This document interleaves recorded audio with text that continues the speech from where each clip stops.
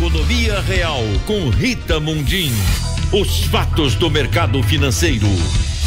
Semana marcada por reflexos no mercado após movimentos envolvendo a taxa de juros no Brasil e também nos Estados Unidos. É isso, Rita Mundim? Bom dia para você.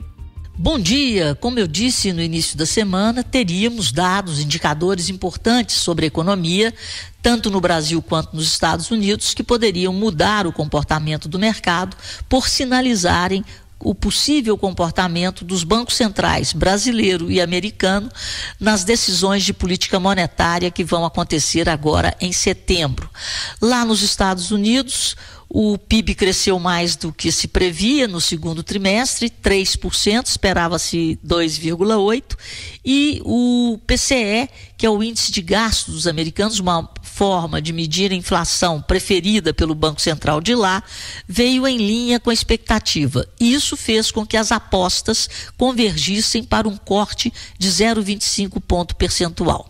Vamos para o Brasil, que a situação é mais complicada. Por aqui, os sinais estão trocados. Nós temos um mercado de trabalho extremamente forte e resiliente, e isso foi mostrado em números pelo CAGED, a criação de mais de 180 mil novos postos de trabalho com carteira assinada em julho. Houve uma desaceleração em relação a junho, mas mesmo assim o número é parrudo, e em 12 meses o governo, já pode comemorar que foram criados praticamente 1,5 milhão de empregos formais.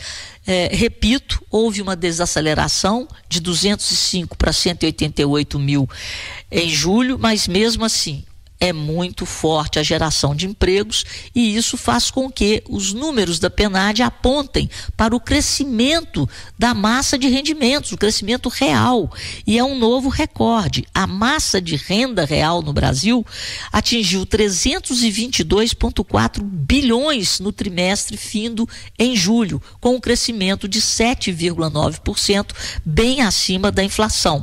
E outros recordes foram atingidos pelo emprego. Por exemplo, a população ocupada. A população ocupada chegou a mais de 102 milhões de brasileiros. Os empregados no setor privado chegaram a 52 milhões e meio. Os empregados com carteira de trabalho a 38 milhões e meio. Tudo isso que eu estou falando é recorde desde que a série começou a ser apurada em 2012. Os empregados no setor privado sem carteira a 13 milhões e 900. E os empregados no setor público a 12 milhões e 700 mil. Portanto, o mercado de trabalho está resiliente, está forte, e isso preocupa exatamente pela pressão dessa renda, dessa massa de renda em cima do consumo, que impede que os preços caiam de acordo com os desejos aí do Banco Central, que tem que entregar a inflação na meta de 3%. Mas o que piorou muito o humor do mercado ontem? Foi quando o Banco Central soltou as estatísticas fiscais. E as estatísticas fiscais apontam para o maior rombo desde 2021, lá na pandemia. A dívida bruta geral, que engloba o governo central, o governo federal, o INSS e os governos regionais, atingiu 78,5% do PIB e cresceu 4,1 pontos percentuais em um ano, atingindo 8,8 trilhões.